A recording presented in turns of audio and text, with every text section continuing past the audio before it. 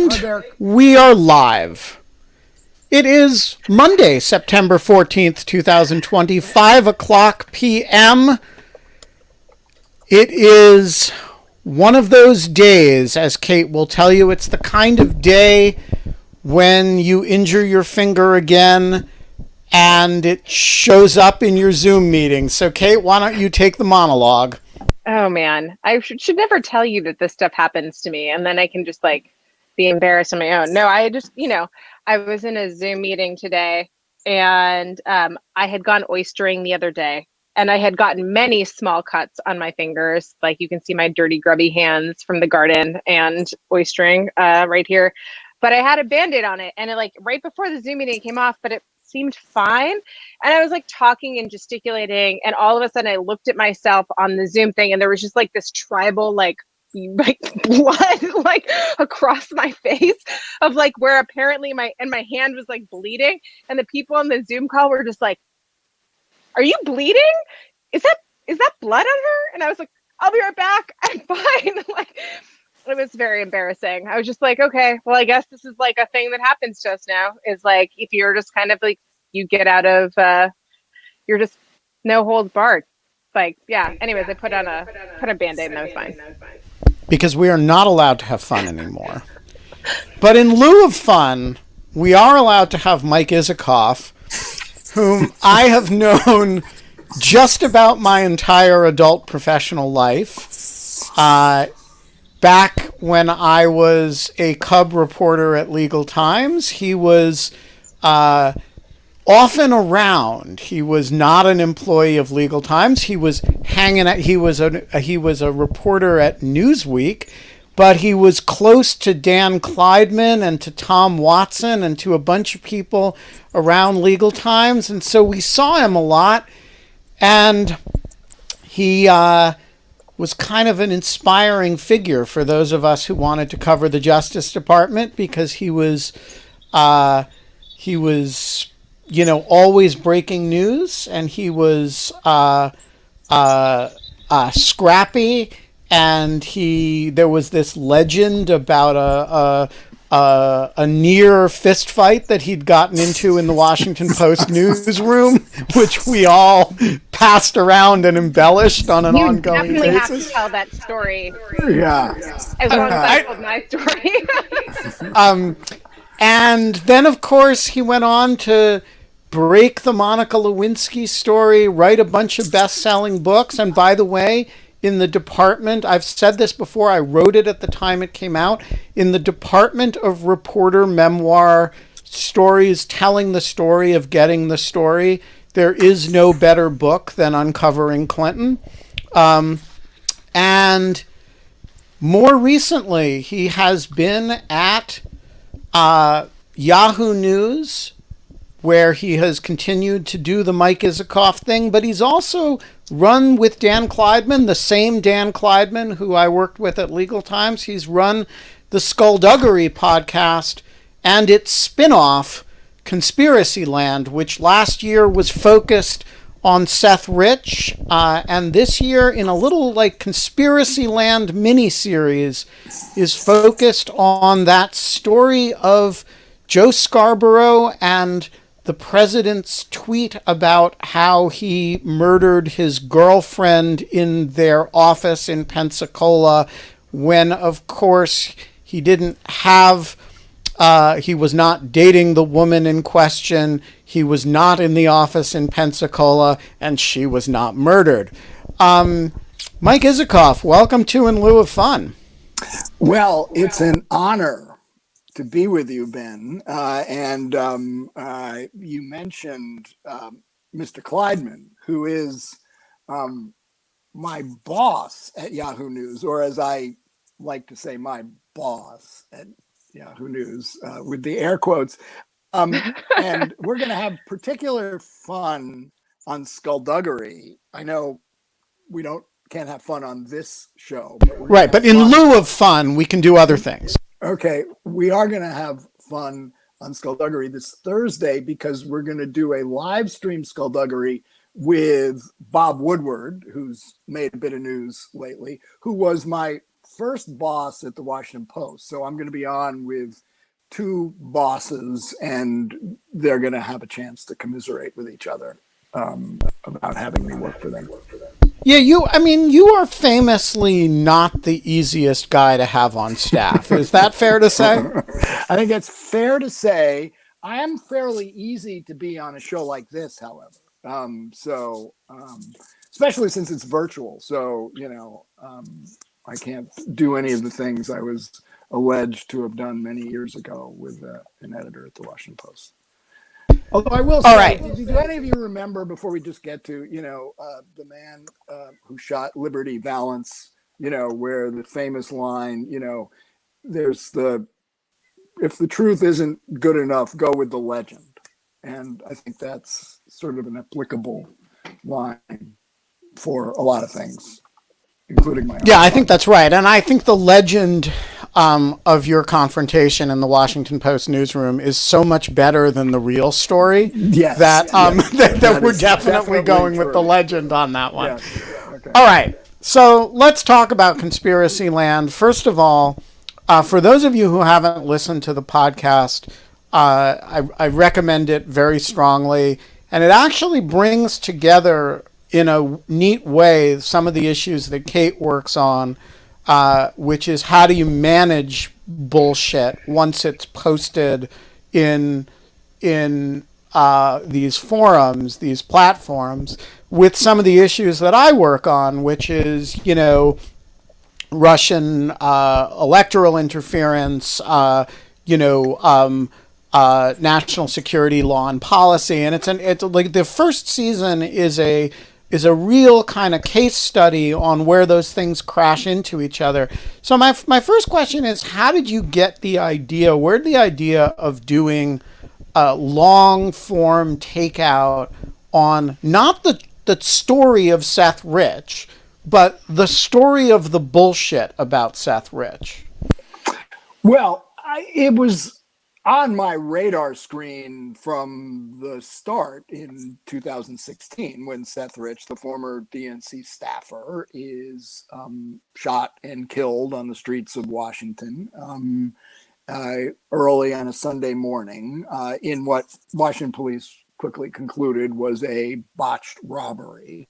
And then seeing how that then sprouted into the conspiracy theories that really got a lot of traction on social media, promoted by the likes of Roger Stone and Alex Jones and that ilk. And then, I had picked up and then finally migrates to Fox News and Sean Hannity. And I thought that was a pretty extraordinary story that told us a lot about the world we live in today and how information flows in this new age of social media and gets traction.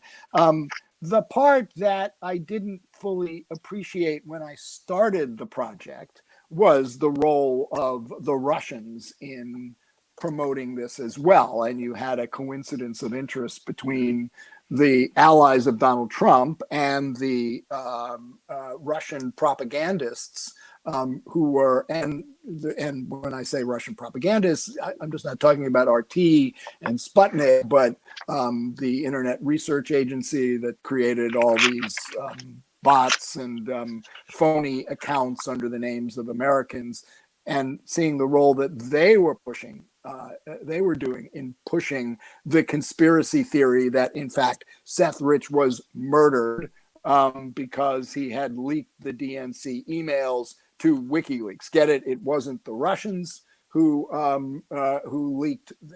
hacked the DNC emails and provided them to WikiLeaks. It was this other guy, this kid, this insider who did it, and that was such a extraordinary event that they had to murder him, right? That was the theory. So anyway, watching that, digging into it, I thought it was such an extraordinary story that, we did last year's Conspiracyland about that, got a lot of attention for it. because this was part and parcel of the Russian attack during the 2016 election. It was contemporaneous with it, and it was, a pure act of deflection, to deflect from the investigations and the media interest into what the Russians did. Let's put it all on this kid. This year, what inspired me was after Trump went on his tweet storms back in April and May. Remember, this is the time of COVID, right? He's, supposedly dealing with the gravest national security crisis of his presidency. And he tweets 10 times that Joe Scarborough may have murdered a former aide to his. It wasn't in his Pensacola office. It was actually in his Fort Walton Beach office, which was the satellite office to Pensacola, one he rarely went to, and that the local authorities ought to open a cold case investigation into Joe. He tweets things like, "Whatever happened to your girlfriend?" To Scarborough. Anyway, I thought that was extraordinary at the time, and then I got contacted by TJ Clausewitz, who is a Air Force civilian engineer who designs weapons systems for the U.S. military, who was the husband of Lori Clausewitz, the young woman who died in this horrible freak accident from an undiagnosed heart condition in the Fort Walton Beach office. And he had listened to the Seth Rich Conspiracyland. He actually spoke to Seth Rich's parents, who have gone through complete hell, having their son's death being bandied about in this horrible way as the center of a conspiracy theory. And he had felt many of the things they felt, to have a loved one's name and memory besmirched with these crazy tweets, conspiracy theories by the president of the United States, caused what he said was inhuman pain and anguish for him and her family. Let's listen to a clip of him, actually. You were good enough to provide some clips, so let's listen to TJ on this. Sure. If Berkman's claims... Whoops. Wrong clip. That's the wrong clip. Right. I have never had an opportunity to get this fixed or corrected or go on the record and do what I owed Lori. Never. And nobody, and I mean nobody, should have to be used in such a fashion. And so these are extremely painful things, and that anything should be added on that kind of loss and that pain, it's just inhuman, quite honestly. That's one of the many powerful moments where he talks about the human impact of, waking up in the morning and seeing your dead wife's name all over Twitter, all over Facebook, used as in this to promote this conspiracy theory, which we walk through, really has absolutely nothing to. I mean, it really has. Let's just emphasize that point, because I mean, this is a woman who Joe Scarborough, and look, Joe Scarborough and I are friendly. We're not close, but this is a woman he barely knew. Right, in a part of in a district office that he generally didn't visit, for which the forensic evidence is that she had an undiagnosed heart condition, fell, hit her head, and died in an empty room, and that people have just made up. Yeah. And the president has amplified this bullshit that is, of course, libelous of Scarborough. It implies that he was involved in not just an affair, but a murder. And vicious toward her Yeah. family. Exactly. You can't, you hit the nail on the head there, because like one scene, which TJ related is, he remembers going to some birthday fundraiser for Scarborough in 2000, the year after his Lori, his wife, went to work for him. And it was immediately clear to him when they encountered each other that Scarborough didn't even know who she was. Wasn't quite sure, didn't recognize her, blank stare. He felt bad. He felt bad for his wife. And, there is no evidence that they had any sort of, Lori Klosutis and Joe Scarborough had any sort of relationship. Nobody ever saw them together. Nobody ever saw them out having dinner together. There's no record of any communications they ever had. Scarborough, as I pointed out, rarely went to that Fort Walton Beach office, which is about an hour away, an hour drive from the main office in Pensacola.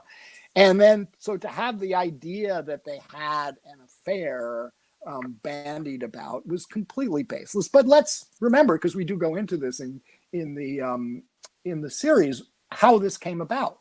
And it didn't start with Donald Trump. It didn't start with, right-wing nutballs. It started with Democratic partisans in 2001, because what was going on into the summer of 2001 when this happened? The Gary Condit, Chandra Levy media orgy. Chandra Levy was an intern who disappeared in the spring of 2001. It turned out she was having an affair with Gary Condit, the Democratic congressman who served on the House Intelligence Committee. And for a while, all of us in the media, and I will include me, was reporting on what happened to this poor woman, and did Gary Condit know anything or to have anything to do with her disappearance? He did not. He was having an affair with her, but no evidence ever emerged that he had anything to do with what turned out to be her murder. Her body was later found in Rock Creek Park. But Democratic partisans like Marcos Malitsis of Daily Kos and others said, hey, the media has given all this crap to about Gary Condit, implicating him. Why aren't they focused on what happened to the aide to Joe Scarborough? And that's all right, how this started. Yeah, so I think you rightly call out the left on this. And by the way, I thought you were generous to Marcos. He asked, yes, I mean, he asks you you ask him to justify the parallelism. And he's like, well, a young female staffer disappeared and seems to be dead. And in one case, we all assume it's something nefarious. And in the other case, we don't. And that's because there's a partisan difference between the two members. And I look at it and I say, well, Jesus Christ, in one case, the woman is missing. She hadn't been discovered. She was having an affair with the congressman, and she was clearly missing and clearly dead. And by the way, the congressman was not willing to answer questions about his relationship with her. In the other case, you had a woman who the medical examiner had determined, first of all, we knew what happened to her. She was dead. She had died of natural causes. And the congressman wasn't having an affair with her and was willing to describe what, was answering questions. And so I actually think the situations were, like, his count that the situations were parallel, and what wasn't parallel was the partisan identity of the individual. It was ridiculous. I'm a little distressed to hear that you thought I was easy on Marcos, because I certainly didn't intend to be. I wanted to, I thought, the inconsistencies and illogic of his position was pretty clear. But, that said, and I should add one other point. There was a police investigation.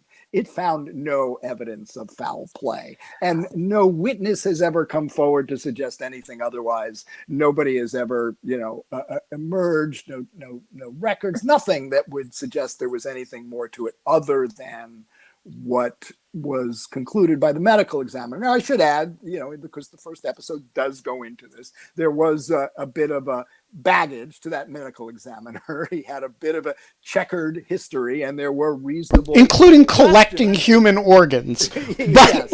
like that's a neat part of the series. But let me ask you something though. So one of them, the full story, and you got to address everything. But just to add, just to buttonhole that point, we then took the medical evidence, the autopsy report, and showed it to two top pathologists who reviewed it very carefully, and both said the same question. There are no issues here. This clearly is what the medical examiner found it to be, which was a freak accident from an undiagnosed heart condition.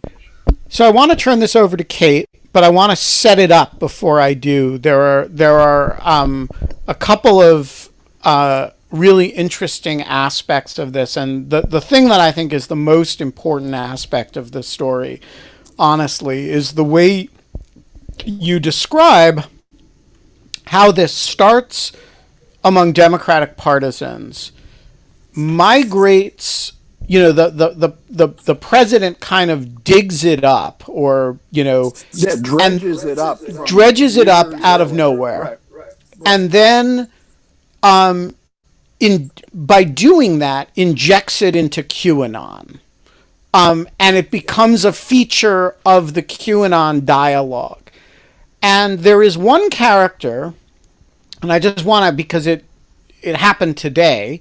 There is this character who links, series 1 about Seth Rich with series 2 about Scarborough and Grisidis.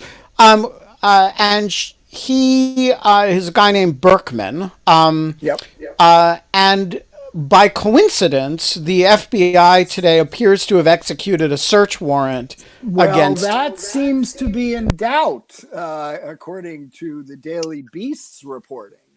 Okay, well, let's talk about that. One of the conspiracy theorists who shows up in both seasons of Conspiracyland is your friend Berkman, who you seem to have a very cordial relationship with. So tell us about Mr. Berkman and what the deal is with the supposed search warrant that may or may not have been executed.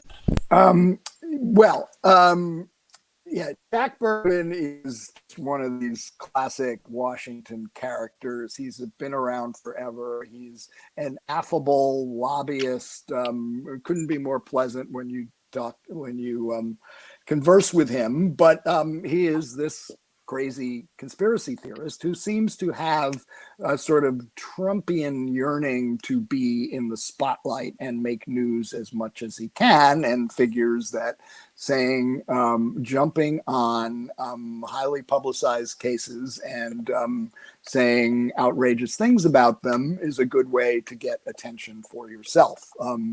It sounds like somebody else we've all been talking about for the last few years. So he jumped on the Seth Rich case when it happened, actually reached out to the parents of Seth Rich, said he was heartbroken about what happened to their son, wanted to help them find it. It turned out he just was using it to promote the conspiracy theory that Seth Rich was murdered for political reasons. He actually did a entire video reenacting what he purported to be the last days of Seth Rich, in which he hired actors to play Seth Rich, assassins, Russians, all sorts of characters, and just made shit up. Can I say that on YouTube? Yeah. Oh, yes. Okay. Yeah. Okay. All right. We say whatever we fucking want. Don't worry. Yeah. All right. Great. All right. Anyway, so it was just one of those wacky spin-offs of the Seth Rich conspiracy theory. Then I get into the Joe Scarborough, Lori Klousudis matter, and who do I discover is among those promoting it? The very same Jack Berkman, calling a press conference to purport to have a witness who heard Joe Scarborough bragging at the Delano restaurant in Miami Beach 2 years ago about having killed this woman. Of course, the witness never actually appeared. Like much of Berkman's stuff, there was no way of verifying who the guy was, where he came from, how he knew what he purported to know, all the things you would expect. Yet, and I should point out that Berkman has made all sorts of wild accusations over the last year, including that Robert Mueller had sexually assaulted a woman, that Tony Fauci had sexually assaulted a woman, that Nancy Pelosi was on drugs. On it went. I mean, never anything that would get the least bit of have the least bit of credibility. So anyway, the Washington Post reported today, quoted Berkman saying the FBI raided his home, seized his documents and computers. And that sounded pretty odd. What's that all about, one might ask? And then the Daily Beast shortly thereafter reported, well, it turned out that Berkman, according to their reporting, was advertising on Craigslist for people to play FBI agents as actors, so they could be filmed videotaping, raiding his office. So at this point, I think the jury is out on whatever happened with Jack Berkman, but certainly the latter scenario fits in with the pattern of conduct we've seen from Jack over the years. So in other words, either the FBI raided his office or they should do so promptly. Yeah. All right. So one more question, and then we're going to turn it over to Kate. The one of the most interesting components of this is your suggestion that the letter that Lori's husband, TJ, wrote to Twitter CEO Jack Dorsey actually is the animating spirit behind some of the more recent policy changes at Twitter that have caused it to be more aggressive about presidential tweets. So how do you understand TJ's, the impact of this letter that TJ wrote to Jack Dorsey, and how should we understand it in reference to the more aggressive posture that Twitter has taken in the last few months? Right. That's an excellent question, and I will answer it. Although I do want to get back to the QAnon relationship, because that is important. So take them in whatever order you want. Let me just go back to QAnon, because one thing we show in this Conspiracyland series is, Trump's tweets are bad enough, right? I mean, he goes on this tweet storm. He's the loudest Twitter voice in the world. He has 80 million followers. Hundreds of thousands of people read what he has to say, retweet it, like it, and take it from there. And one component of that audience is the QAnon crowd. And after Trump went on these tweet storms about the supposed murder that Joe Scarborough had committed years ago, the QAnon people jumped all over it. And we've got one of these QAnon characters on a fringe website called BitChute, because a lot of them have been kicked off the main social media platforms, reading Trump's tweet saying, hey, Donald Trump must know something here. He wouldn't be writing this if he didn't.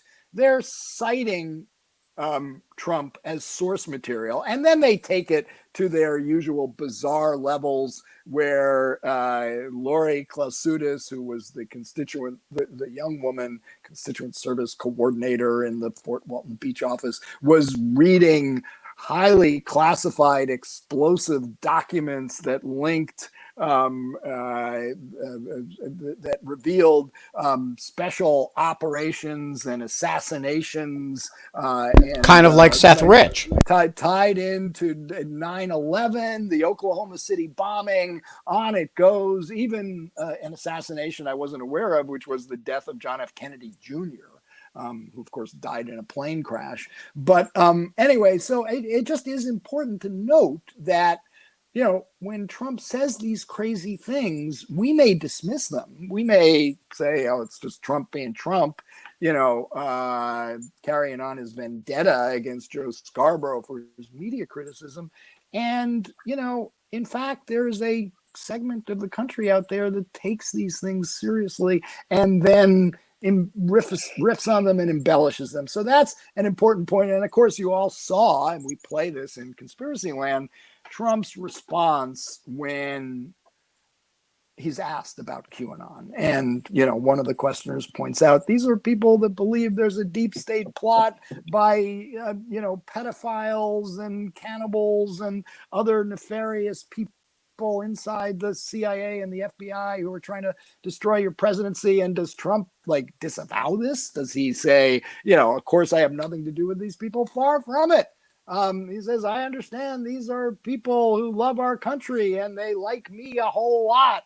And by the way, you know, there was that woman who won the Georgia House Republican primary who's a QAnon believer, who Trump touts as a future star of the Republican Party, and then invites her to his acceptance speech at the White House during the Republican convention. So there is, you know, that connection between Trump and the QAnon crowd is worth noting and paying attention to. Now, about your question about TJ's letter, because this is fascinating, and this is one that, you know, I'm sure Kate will want to weigh in on. TJ wrote this incredibly powerful, poignant letter, pleading with Jack Dorsey to take down the president's tweets about what happened to his wife. And the language which we quote in there is just, you know, it's heartbreaking when you hear the letter. And TJ actually reads it in the first episode of Conspiracyland. Dorsey does not take down the tweets. He does not remove what Trump said about the former aide to Joe Scarborough. And there's a lot of interesting things to say about the reasons that they did not, and what Twitter's policy was about tweets from global leaders, which is basically that they were exempt from all the terms of service that applied to all the rest of us when we go on Twitter, because global leaders contribute, according to Dorsey. There's language that we play here, talks about, you know, that's part of a democratic conversation, and, you know, people can respond to it and the public can read it, and, you know, that's furthering free speech and democracy, and we can all say a lot about that. But that said, right after TJ's letter, they start to get pretty aggressive, and they start removing some Trump tweets, correcting some Trump tweets on election security, on the pandemic, on other matters. They start taking this series of steps, as does, by the way, Facebook and Snapchat and, you know, some of the other social media companies. So we talked to a number of people who say this was not a coincidence, that TJ's letter, I don't think in and of itself it prompted Twitter to do it, but it, as Kara Swisher says in the podcast, it gave them the backbone to do what a lot of people inside the companies had been wanting to do for some time. So in that sense, I think this was a letter that did have an impact, and did get people thinking about what to do when the president of the United States just writes things that are flatly untrue on this giant social media platform, and not just untrue, but untrue in ways that causes, you know, pain and hurt for real people like TJ Klosutis and Lori Klosutis' family. So I think that's something, worth discussing. And there's a lot more to say about how Twitter and Jack Dorsey have handled this. And a perfect segue to Kate. Yeah. So I gotta say that I have yet to I have now downloaded all of your podcasts, but I haven't listened to them. But I'm very well versed in the conspiracy theories that you're talking about on your podcast, and have done a lot of work on them. So one of the things that I think is really interesting in how you're talking about it now and in general is how you would go about defining conspiracy theory. Because I think that how you described it today would support my theory, which is that it is about fake news. It is about actually manipulated facts. But then there is this other important element that makes it more than fake news, which is that it is politicized. It is unquestionably politicized. That is what makes these particular conspiracy theories so powerful. And it doesn't matter if it's coming from the left or the right. I think that as you kind of show that some have started on the left and ended on the right. But there is this political machination that happens with them. And you go through so methodically and prove that the facts and all of these various types of things are not there. And yet all of us know that will probably never be enough for the people that believe that. And from a cognitive science perspective, we would call that motivated reasoning. We would call that people who do not reason based on facts or evidence that presented to them. They reason based on a politicized version of events and what they're kind of taught. And I kind of made this little chart, as you were talking. I was well, there's fake news, and then there's politicized news, and conspiracy theories are this mashup between the two of them. And then there's actual real conspiracy. There is the chance that there actually is real conspiracy happening. And the specter of that gives everyone plausible deniability as to everything they want to believe for their motivated reasons. Does that make sense to you? I don't know if that's a summary that kind of resonates. That I do have in the works a third season of Conspiracyland, in which the tagline is going to be "Some conspiracies are real." But I'm not going to tell you today which one that is. Is this one going to be about the deep state conspiracy to effect a coup against Donald Trump? I am mum on the subject matter, but it will give us plenty to talk about on my next appearance in lieu of fun. The politicized, the political role of the conspiracy theories are essential, to giving them the traction that they get, because they simplify the world for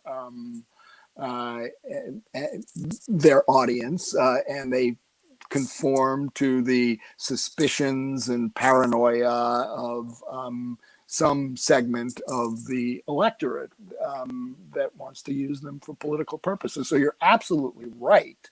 The trick is, let's take Jack Dorsey and Twitter here, because I referred to this earlier, and I couldn't figure out if I was really breaking news here or not, because Dorsey had said it publicly, but as far as I can tell, it didn't get much traction, any attention, that they did have this sort of secret policy for global leaders.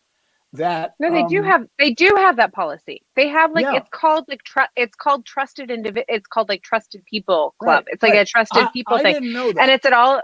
Yeah, no, it's a real thing. And no, they don't talk about it very publicly, and it's not a thing that you should know. But the other thing about that is that privileges certain voices like Alex Jones at the cost of people like TJ, or people like the victims of Sandy Hook. right? Like and they're not public figures, nor do they want to be. And the whole point is they want to go back to their private lives. But in order to have these special rights, they need to be public figures. And so it's like, it's a very kind of convoluted problem.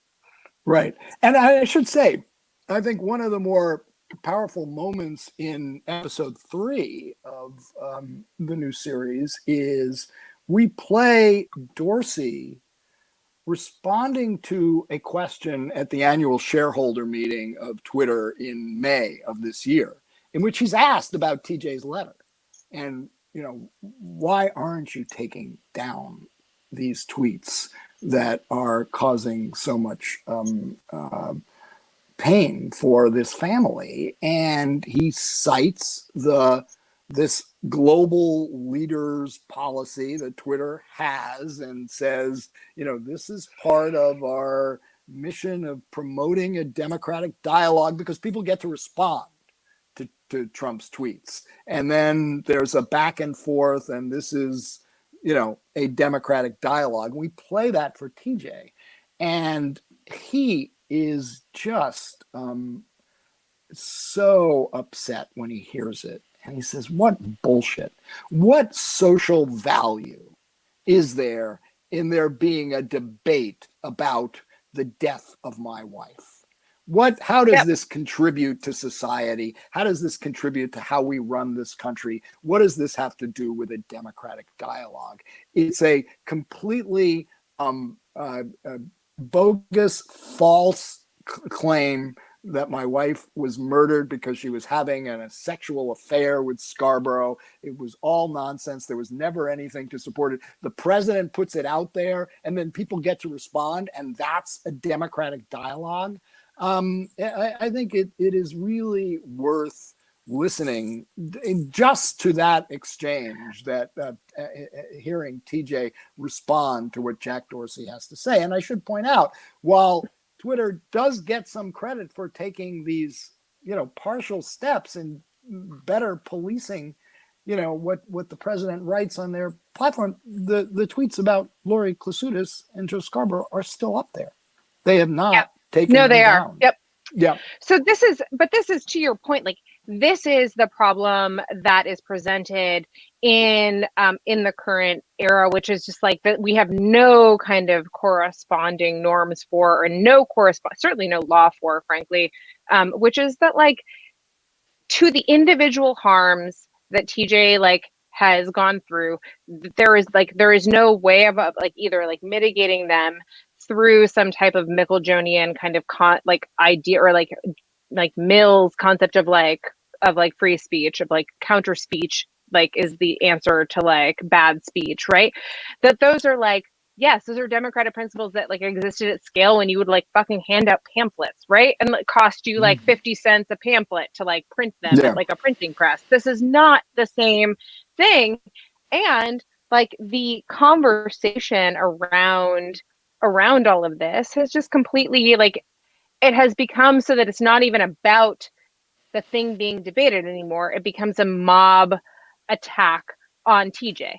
It becomes about TJ and not even about anything about his wife or anything else. So there's all of these things are true. I've written a bunch about this with online shaming. This is to TJ's point, and to a bunch of people's points. I've I've been joking about this, but I kind of almost think that we should make it happen, of high profile people who are targeted by the president or targeted by various types of attacks, give them a support group, because there is actually enough people that I have talked to at this point where I feel there has just and they have gone through this kind of this gauntlet of them becoming news for no good reason. And it is a very hard moment for free speech right now in the context of the internet. And I would also ask you, I'm curious, what would you have Twitter do? Would you have Twitter remove Donald Trump from the platform? Would you have them take down certain tweets within certain types of parameters? I'm also curious. I ask people this. Yeah, look, I I don't underestimate that it can be tricky how one draws lines, right? And where what you take down, what you remove, what you correct or add additional content to, because you don't want to be in the business of censoring legitimate public debate. But I think, and by the way, there is a moment there where we found a Deal Book conference where Andrew Sorkin from the New York Times is questioning Jack Dorsey and asks the question straight up, what would the president have to do to be removed from Twitter, right? And Dorsey kind of dances around that, but basically, retreats to this global leaders exception that Twitter has in its rules. So, no, I would not remove the president from Twitter. I think a lot of what he has to say is revealing into his state of mind, and he is the president of the United States. And so we do benefit from seeing what the guy is thinking and how he responds to various issues of the day. On the other hand, when he does something like this, where there's completely nothing to support it, and it does have an impact on real people, I think that's where I would draw the line, and that's why I think that TJ made a very powerful case for why Trump's tweets about his wife should be removed from public discourse. Getting back to something you said before, Kate, you're never going to convince the crazies out there. We're not going. You can't have a reasoned discussion with QAnon and try to cite the facts. But that's just because you're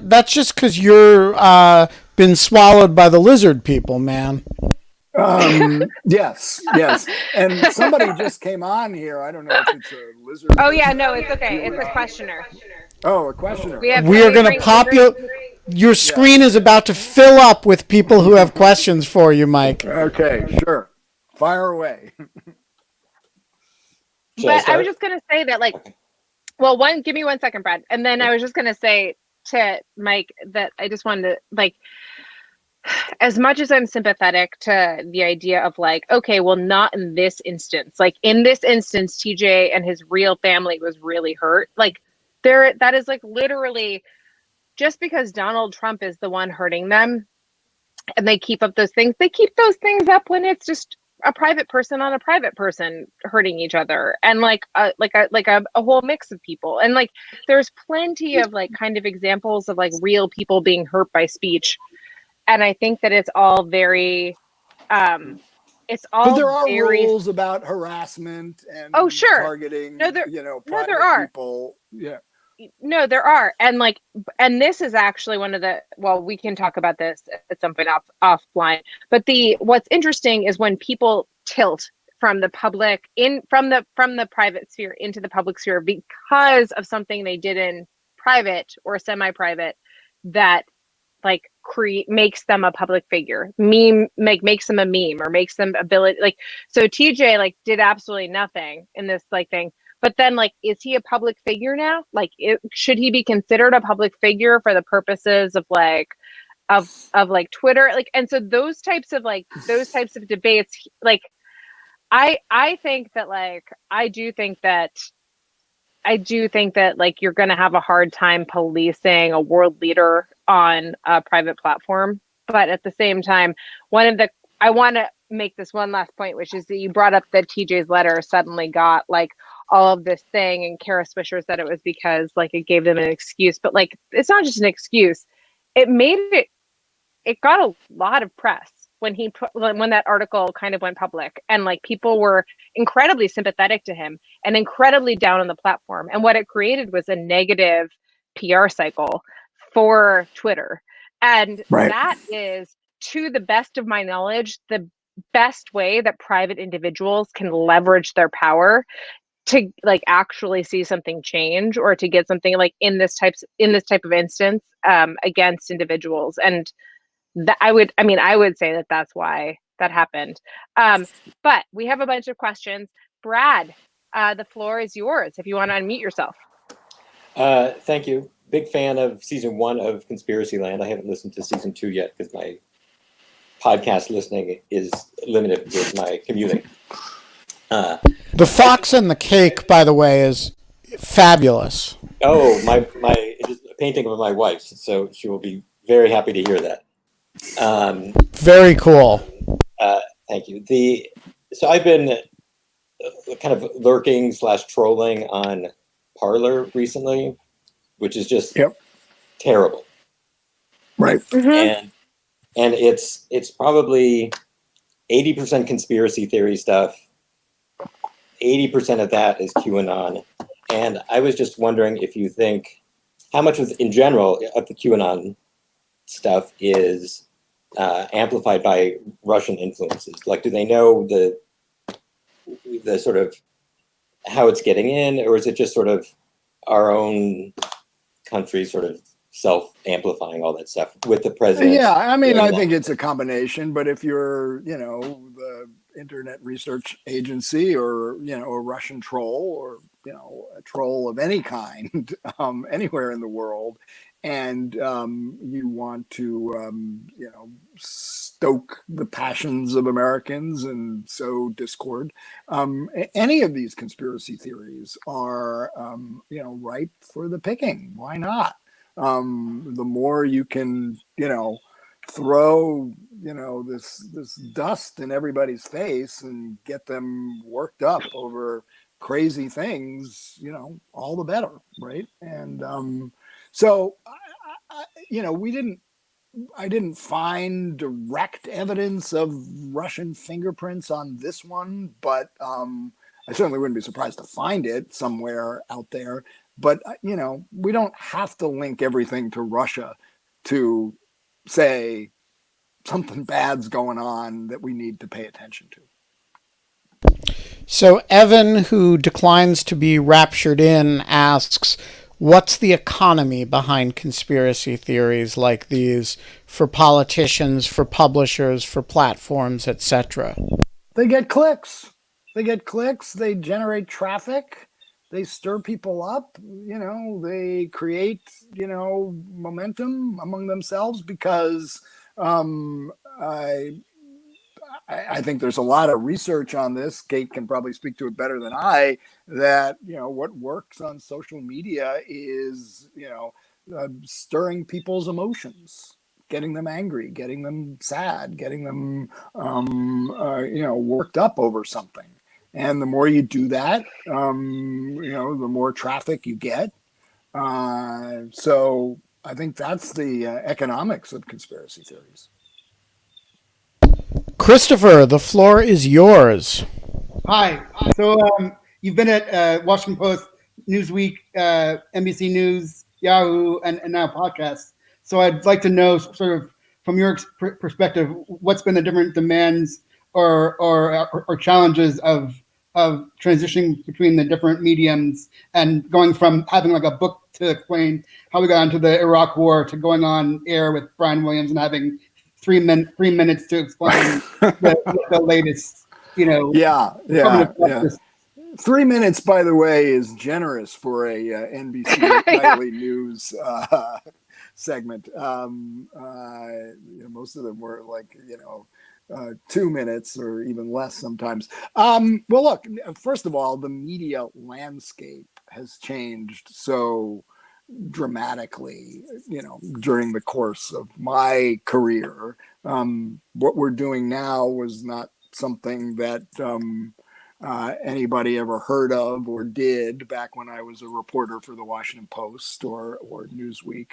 I like doing different things. I like new challenges. So, that's what kind of got me into the podcast business, because, something I hadn't done. I mean, I remember listening to Serial like everybody did 4 or 5 years ago and thought that was pretty cool, and, wanted to, take a crack at doing my own version of something like that.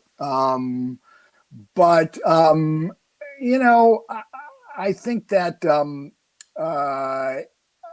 in some ways, we used to, we were all governed back in the day by, the standard journalistic rules about, you just wrote your stories, you didn't opine on them, you didn't go on TV to talk about them. I mean, I remember when I started going on TV while I was at Newsweek and getting sort of frowned by New York Times correspondents telling me, well, we don't do that sort of thing.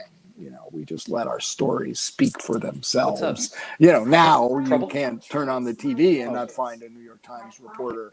I'll find him for you. Opining on whatever he or she had just written about. So, the rules have changed.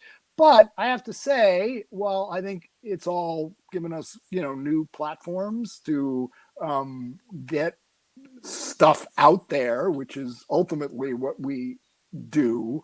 We do have to be careful about maintaining our credibility as people who are open to new information that might challenge or contradict what we had thought before or had written before. And so that's something that's a bit harder to do in the new age that we live in, but it's something we should be mindful of.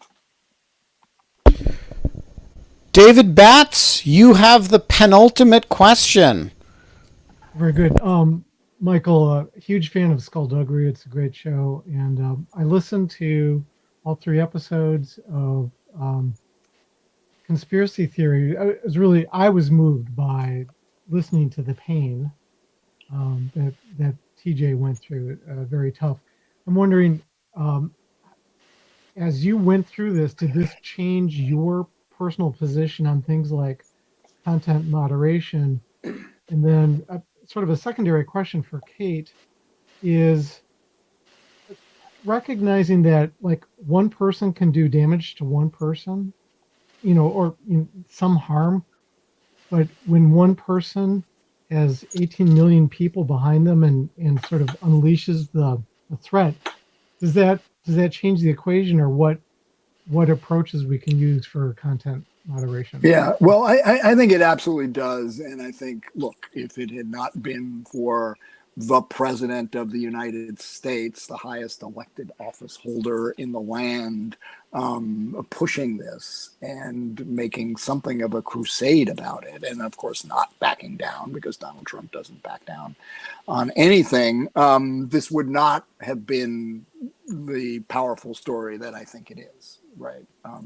And I think it's at one point, TJ says this, he knows, this has been something that he's had to live with for nearly 2 decades, but it was Trump's involvement that hit his breaking point and caused him to go public on this. So there's no question about that. And at the end of the day, in the last and final episode, I talk about Trump and what we should make of Trump, because he is so central to this. But yes, that said, I think this story opened my eyes to the content moderation issue, which is, I don't kind of like that phrase because it sounds so clinical. Let's say online free speech issue. Yeah, it's online free speech. That online kind of harm tilts to the in the direction of free speech. The other thing I don't like about we kind of call it online, when it actually turns out that TJ's harms are far more than online. They're actually real harms that resonate in his real life. He feels, right. And just one more quick point is, one of the more interesting interviews I think we did was with this Vivian Schiller, who's former president of NPR and was at Twitter. She was in charge of media partnerships. And, she talks about how the ethos of Twitter at the time, when she was there in the early 2010s, was, we are the free speech party, and how Twitter executives reveled in the Arab Spring and the role they played in promoting democracy messages throughout the Middle East. And, then says, that's what I thought at the time. And the naivete, my own naivete, not seeing how this same platform could then be used to promote hate speech and disinformation and wild conspiracy theories like this was stunning, and has caused her to rethink everything she thought about the role of social media. So it's an important social issue for all of us that we should all be debating and discussing. No, well said. And we have, I think that we have Big Blue Blogger to put up our next question, and that Ben has just put up the most recent poll, which is what should Isikoff's next Conspiracyland series be about? And I will allow viewers to go to that. But it's nice to see you, BBB. You shaved. Do I get to see the results of this poll, by the way? I mean, will they? Yeah, we will announce them. Before the show ends. So you've got about 2 minutes to vote, people.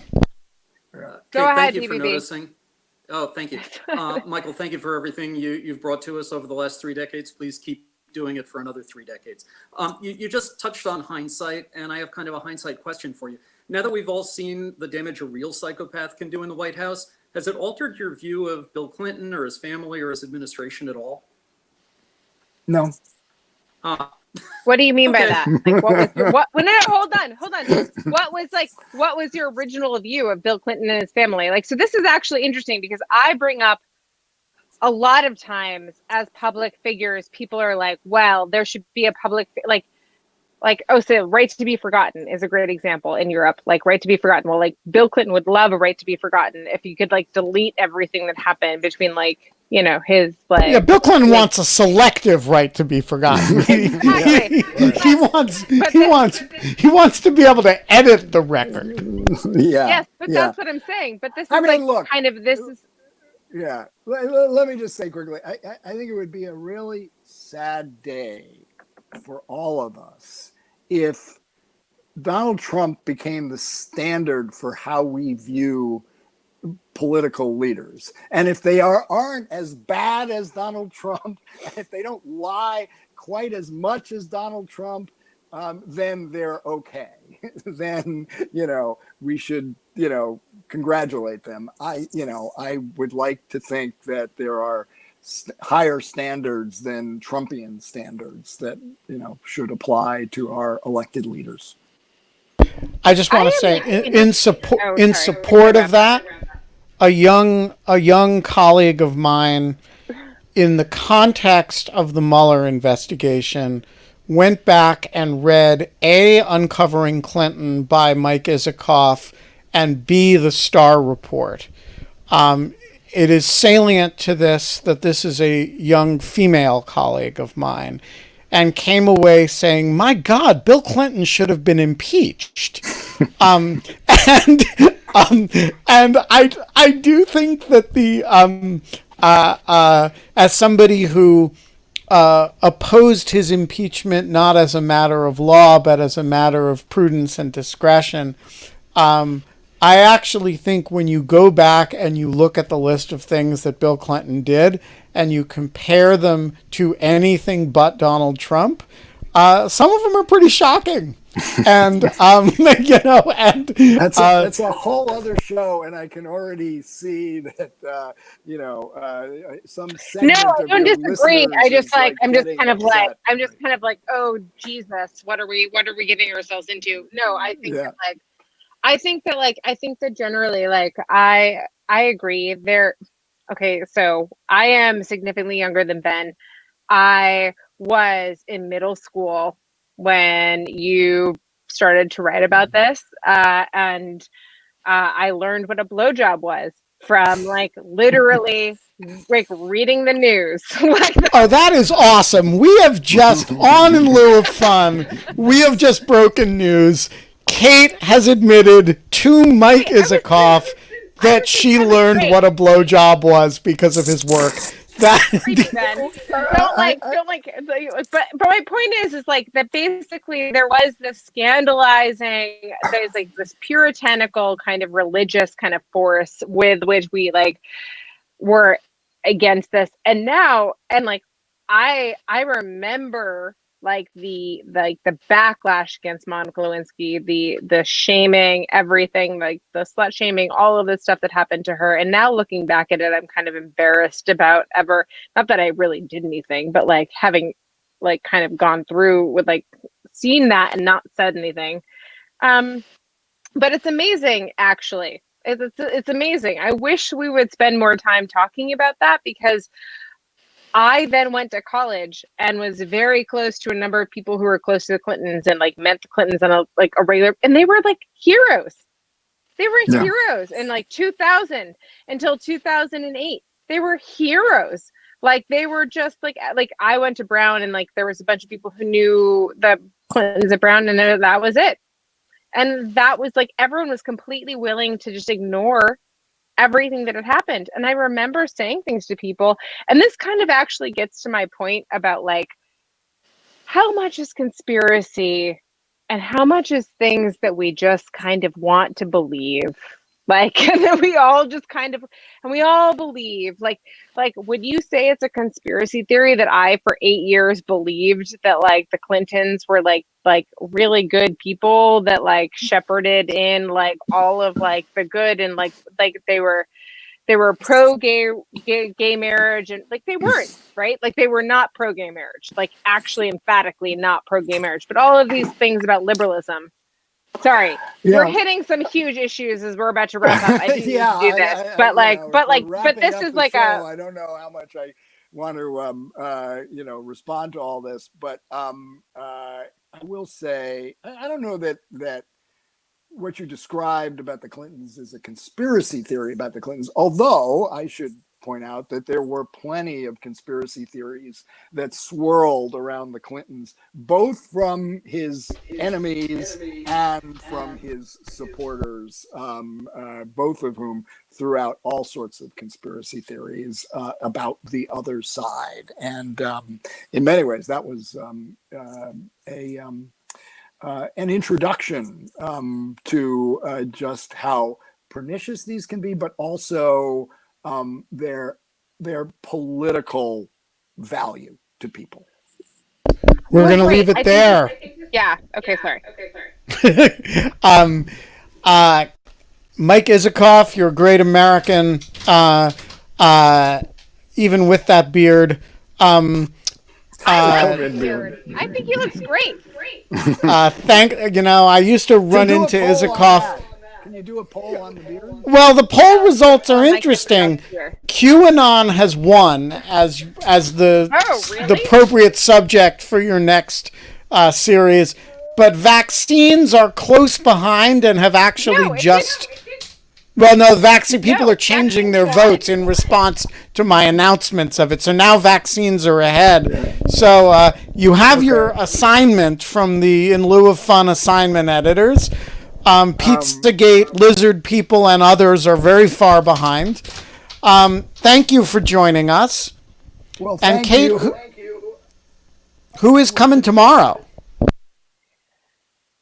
Tomorrow we have Nate Persley and Josh Tucker to talk about social media and democracy, which will be great.